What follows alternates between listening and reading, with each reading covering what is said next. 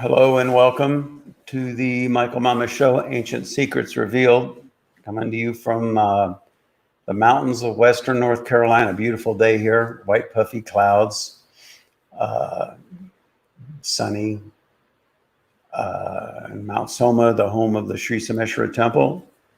And today's going to be good. We're going to do something about Epictetus. What is it? Epictetus is his name. He's an ancient Greek philosopher. And I just came across a quote of his that I liked and kind of I was going to say it kind of triggered this whole thing, but not really. What really triggered today's podcast is just what I've been witnessing, in people. And so that's why the subject is the title is the number one behavioral cause of conflict and suffering. And we can say that if everybody was integrated transgradiently, with the transcendental depth, the Chaitanya level of their being, then everything would be fine and all that. But, we're talking about a pretty sophisticated level of enlightenment there. And what do we do? Well, for one, what do we do in the meantime? For two, how do we cultivate it? Because, our behavior and our speech is a huge percentage of what cultivates our evolution. So this quote that I read and I thought applied nicely was quite simply, it's not what happens to you, but it's how you respond to it that matters. And I would add to that, it's not what is said, but it's how we respond to it that matters. People are saying things, and what do we do? Where do we go with that? Almost always the first place we go isn't about us and how we responded, but it's rather what our response dictates about that person or about what was said or what was done or what happened. And this quote is, suggesting completely the opposite. How do you respond to it? That's what really matters. In my classes, I talk about the first and second response. You have this first response, this initial gut reaction, this impulse, and who knows what's been triggered that had you respond that way. It could be childhood issues, all sorts of issues that we all have. And whatever's said just triggers that, and that's how we form our opinion of the situation and also our opinion of the person who said or did whatever it is they did. And that's just a first response, impulsive. And so I talk about cultivating the second response. In the second response, you think, you ponder, you reflect, and you consider not just the situation, but also, well, for one, understanding not just yourself, but also understanding the person. Where are they coming from? Or did they just say something kind of thoughtlessly, but that's not really what they meant? They could have phrased it more accurately, been a little more articulate in the way they expressed it. Or maybe they just didn't understand what you were saying and they responded accordingly and blah, blah, blah. You're off and running. But also the second response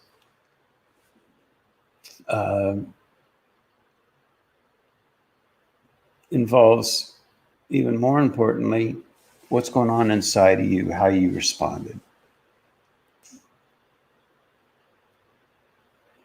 That's not so easy to do, to really take a look at that. Now, on the surface, we can look at it and say, well, yeah, okay, my response wasn't that great, and I could have had a better response, and this is what I should have said. Might even be, well, this is what I really meant. But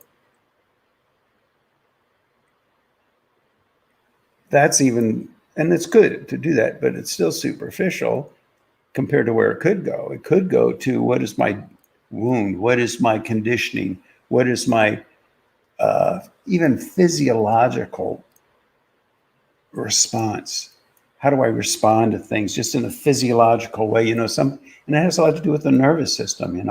Some people's nervous systems, it's almost like things hit them like fingernails on a chalkboard, and you got to really, maybe to overstate it, you got to be careful how you talk to them or how you approach them, because otherwise they're often running with fingernails in a chalkboard response. And, they just reject everybody, or they reject you, or they just get mad or whatever. And it's not so easy, because how does that physiology get created? And it's also not just physiology, but also psychology. And that's really that whole path of inner exploration and reflection and looking at our childhood. Psychologists say that the first 5 years of our life pretty much form the state of our psyche for the rest of our life. And so how much have we explored that? How much have we reflected on the childhood? And even that, it's not about, okay, now I get it and I understand it. It's a process that goes on forever. You're always going to be getting new insights into the state of the psychophysiology and what created it. How much of it is just physiological? Because, even the state of the development of the nervous system in utero, before you're even born, the nervous system is going to take on a certain tone. Some people are born naturally calm. Some people are born naturally hyper. Fingernail and chalkboard syndrome, whatever. But a lot of those things are even formed in utero, and they're physiological. So when I talked about first and second response, one thing to be cautious of is, somebody might say, well, okay, that was my first response, but I thought about it and I was right. That's my second response too. Even the tone of their voice when they say stuff like that, that's not a second response. That's not coming from a place of wisdom and reflection and insight, So we do well to really be reflective, really come to understand our own self, our own nervous system, our own physiology, our own psychology. Because so much of life, look at it, even from children on a playground getting in a little spat and a little fight, and then, oh, he's bad, I don't like him, and the people end up taking sides, and it's hard to get past it. I don't care if you're a little child on a playground or if you're an international world leader. I'm telling you, wars are declared because people aren't capable of cultivating a healthy second response. Think of it. Horrific things can happen between nations. And how does a world leader even respond to that? Do they start stomping? I hate to say it. Maybe this is inappropriate to say. I'm going to say it anyway. I remember when the World Trade Centers were bombed. That's horrible. It's just terrible. And then I saw on television there was a meeting of Congress. And just the state in room really concerned me. I remember looking at that and thinking, that's just like a bunch of people wearing war paint. They're just furious and they're ready to go to war. And that's what happened. They invaded Iraq and that whole thing happened. And if you're for it or not, I have my opinion on that, but if you're for it or not, the foundation upon which that decision was made, I don't think anybody could have watched what was going on in Congress and said it was reflective, deep, wise, coming from the depth of their being and their inner wisdom. And maybe it was the right thing to do. I'm not going to say what I think. But the point is that it's not what happens. as horrible as that was, it's not what happens so much as it's how you respond to it. And so that's international level. We've gone to the children in playgrounds, but even as adults, our interpersonal relationships. Uh, I think two of the most, what word do I want to use? Is crude the right word, or crude, barbaric? Those are too charged, but too undeveloped or unsophisticated, unrefined maybe is good. Emotions that we have are what? Anger and fear. We don't really need to have a very refined psyche and coming from the depth of our being and our soul to access our anger and fear. It's just something that gets triggered. And that's our first response. That's how we react to what somebody says or a situation. And the problem is once that happens, especially if you act on it, let's say somebody did something you don't like and you speak up and you say it to them, oh, you did this and on. What happens then is you take a stand, and then they take a stand. And now you're both invested in that stand. You're both vested in that perspective, your own perspectives. And then what happens is, just plain ego and pride, and identity with that ego, if you will, want to put it that way. It's really hard, even if you're presented with evidence to the contrary, it's really hard to say, oh, I made a mistake, I'm sorry. That's not an easy thing for most people to do. Why is that? Because we associate our superficial behavior with our worth as a human being. And particularly when we're talking about little minor skirmishes or conflicts or arguments or something, that's not indicative of how evolved you are as a soul. We all say things and, I could have said it better, or, I misunderstood you, or what have you. But my goodness, I've seen people, once they have taken a stand, you can even offer. I've seen this in business through the years. You can even offer to say, here's the documentation. And this isn't from me, it's from the county, you can say, or it's from the state. And here's the proof, here's the documentation. You know what? They won't look at it. They refuse to look at it.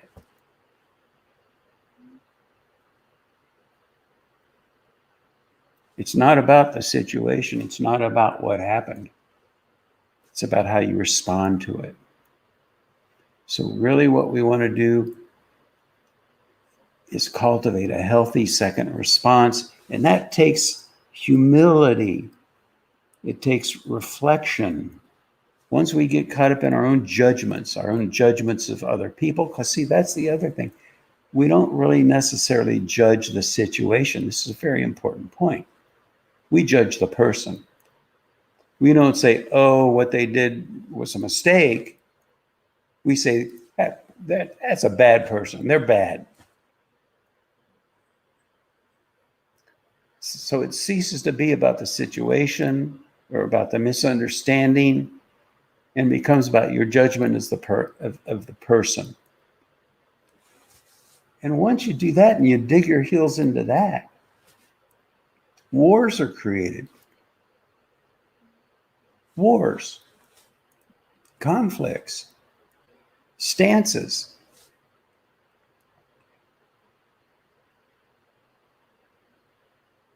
Now, as we meditate and we evolve, in time, we get to this point where we're what I call transgradiently integrated. In other words, the reality gradient, the gradient of our physiology, the depth of our being, that place where we're one with God, where we're divine, if you will, is integrated with the surface of life and our behavior. But I have a few things to say about that. Number one is our preconceived notions now of how we're going to behave when we're transgradiently integrated when we're enlightened, if you will, are based on preconceived notions of where we're coming from now. And our preconceived notions are not consistent with the true nature of nature. Mother Nature functions differently. Aren't we presumptuous to think that we know how a person's going to function when they're one with God, say? I think one of the common beliefs about that is, they never get angry. They're peaceful and equanimous all the time, and they speak in a very soft tone. I remember in one of my classes, I brought up the idea that, Jesus, when he was in the marketplace turning over the tables, he was angry. And in the Vedic literature, there are plenty of accounts of different enlightened beings who acted with anger. So we can look at that two different ways, you see, and this brings up another important point. We can look at it like, well, that's got to be wrong because I know that enlightened people don't get angry. Or we can look at it and say, you know what? He got angry. And I consider that an enlightened person. Everybody considers that an enlightened person. So what can I learn about enlightenment? What can I learn about a more evolved state? Maybe it's not exactly consistent with my preconceived notions. Maybe I can evolve my thinking. Now, it gets so tricky because here's the other part of that. Oh, well, if Jesus got angry, okay, I'm angry too. And so it's okay. It's just I'm being true to myself, my own divine self. In that moment, it's appropriate to be angry. And now you've got a rationalization for any kind of behavior.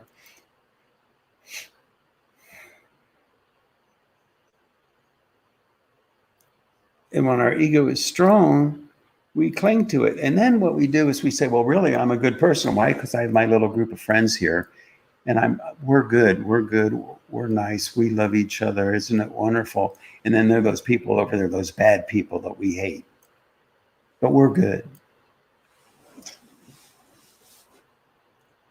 We've got to evolve all that. We've got to grow past it. And as we meditate, we do become more transgradiently integrated. We do start functioning more and more in harmony with nature. But what harmony even means, we have to stop and be a little humble about the idea that it's not necessarily consistent with our preconceived notions of what that is or what it looks like. And when we're at the point where we're not even able to look at it, once we dig our heels in the ground and we have an opinion, that's it. Now, here's another thing in our day and age, it's important. A big email and text warning. It is too easy now to get down on your computer or your iPhone or whatever and just type in a text or type in an email and send it off. And when we do that, it just opens the door wide to misunderstandings. I've seen so many people react to a person's text or an email. And what have they done then? They dig in their heels and know that person is bad or they were wrong. And it's not what the person meant. They didn't phrase it right. Or when you're not sitting face to face with somebody and talking to them in that way, it's so easy to miss. It's easy enough even when you are sitting in front of them and talking to them. But when it's through a text or an email, it can be their intention, what they're feeling, what they're trying to say can be so different from what you experienced, how it hit you, your reaction to what it was that was in the printed word and so different from what they were trying to say. I even noticed, even in these podcasts, and I've had people who've been to my classes for years and they say, well, the podcasts are good, but when I'm there sitting with you, I can feel you more and the connection is so much deeper and you can see me and we were interacting and the whole thing becomes so much more alive. And that's true. And I think these podcasts are great, but at the same time, texts, emails, we're getting more and more distant from that communion that's so important,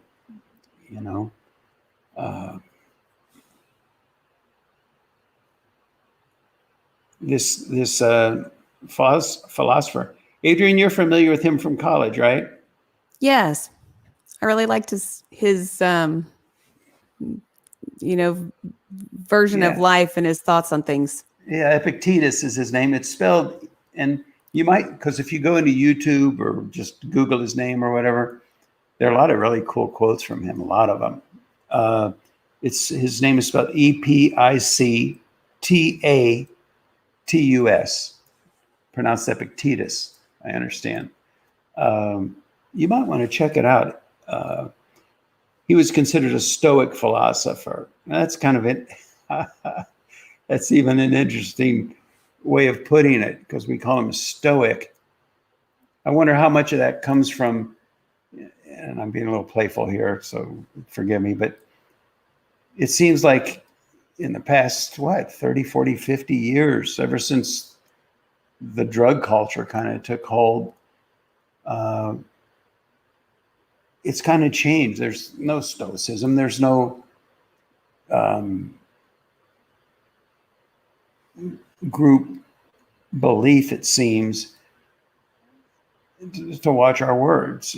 It's almost like, this is my truth. This is what I'm feeling, so this is my truth. I remember one fellow even said, I just want to get to a point in life where whatever I'm feeling, I can just say, and I'm totally free. And you're talking about a pretty highly evolved level of evolution, and we better have some training wheels on and learn how to ride properly before we try to take the training wheels off, and just be that way. And with the drug culture, it's almost like it's created almost as a mass mentality, this kind of paranoid thing where, what's out there is wrong and I'm right. And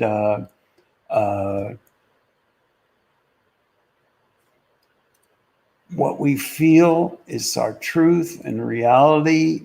And what we want is just to find a bunch of people that resonate with that. And then let's all team up and go against the other guys. And that's just not the way it worked. And what it works. And what we do is once we create that damage from being judgmental and argumentative and conflict, we've basically painted ourselves into a corner, and we've painted the relationship with those other people in a corner. And it's hard to get out of that. Not just little kids in the playground, but internationally, Well, that requires holding space, right? Say more about that. Yeah, holding space. I love what you used to teach about holding space. For us to be able to do what you're talking about and keep our balance in a situation where somebody says something that maybe triggers our internal something. Internal inner stability. Yes, exactly. We lose our balance. And, you talk about developing and culturing holding space so that when somebody does say something that kind of rocks your internal world, you hold yourself, and then you go off and kind of ponder and think, create that second response out of that holding space. But I think part of, I think a lot of people don't know and aren't being taught today or something about holding space. I think it used to be kind of taught as a general rule within families. And now it's more about, freedom of expressing your feelings and having your opinion. And before it was about, hold yourself, go think about things, come from a more balanced place. And words like proper behavior or being reserved or watching what you say or, yes. But now here's what gets interesting is holding space. Yeah, I think society today, people need to learn how to create some container, some kind of holding space, so they just don't blurt out and react and create all this negativity and conflict that's so irreversible seemingly. Yeah. But what happens then is at some point that holding space continues to evolve. That's a great first step, holding space. But what happens is it starts to evolve and becomes more like a resting place where we just naturally rest into our own inner stability. So that, because I think a lot of people, they feel confined if they hear like we have to be constricted, or we have to have this container, or we have to stifle ourselves, or watch our words, and I understand that. But at the same time, sometimes it's a necessary first step to just hold your tongue, and get some container established. And then we get more comfortable with the container. And then over time, as we become more comfortable with it, we become more rested with it, and we can do it. Now, it's easy to have a resting place when everybody agrees with you. When you're just with your tight little niche of friends that all agree, aren't we good friends, and aren't we all loving, and isn't it too bad the rest of the world isn't like this? But then when we walk out of that little group of where we can rest, we go out in the world and we don't even have a holding space anymore. Or maybe we do if we're going through the checkout line at the grocery store. But when we get into interpersonal conflicts out there, there's no resting place. There's no holding place. It's just a lashing out state. And if things come up that maybe would give you pause or a reason to think about it, you don't even want to look at it. You don't even want to consider it. No, this is my stance. This is my truth. You're bad. I'm good. That's it. So that's a good one, Adrian. The holding place is so important. And as we get more and more comfortable with it, it becomes a resting place. Now, there are times, am I going to say that when Jesus was turning over the tables in the marketplace that he was in a resting place? No, he was angry. But nevertheless, there is a way where that place of total equanimity, that place of total resting, is there in the depth. And that brings up an important point, because a little tangential, but they talk about in the enlightened state, you're free from desire. And so people try to walk, and they convince themselves that, I have no desires. Would you like vanilla or chocolate ice cream? It doesn't matter. I'm free from desire. And that's foolishness. Because what that place of freedom from desire is that place, that resting place that's deep inside our being. That place that's free from desire for anything, because we're already one with everything. And we can live that state of equanimity, and in the same time, on the more surface levels of life, we have our preference for what kind of ice cream we like better. We have our likes. We have our dislikes. We have our even our judgments and things, but they're integrated with the silent depth of the ocean of our own being. And here's the thing, and this is why it's so elusive and so tricky. When you're looking at an enlightened being from your world, from your prapancham, it's called, from your world of your own preconceived notions, you are judging them from your preconceived notions. So if you were back there in the marketplace watching Jesus turn over those tables, you would say, that guy's not enlightened. Look how he's behaving. And that's just one example. But I say the full spectrum of all human emotions is still accessible to people, even when they're fully transgradiently integrated. And people don't want to believe that, really. That's another thing that to learn, we need to be open to new insights. We need to be willing, at least, to consider taking a look at our reactions, and what they're based on, our preconceived notions, our conditioning, the state of our nervous system, all of those things. And it's not so easy to do. Anything more, Adrian? That was good. Scott, Adrian, anything? I don't think so. That we should add to it? So, okay, now we've said all that. I think probably everybody who's listening gets it on an intellectual level. And that's a nice beginning. All too often mistaken for the end. Intellectual understanding, intellectually getting it, points in a direction of cultivation of the physiology, cultivation of the psyche. I compare that a little bit to like, okay, just because you buy a set of weights and put them in your basement doesn't mean you're all of a sudden buff. No, you get it intellectually, maybe you read a book on bodybuilding, you know how to do it now, but the actually doing of it is a completely different thing. And in the arena of spirituality, far too many people think they get it.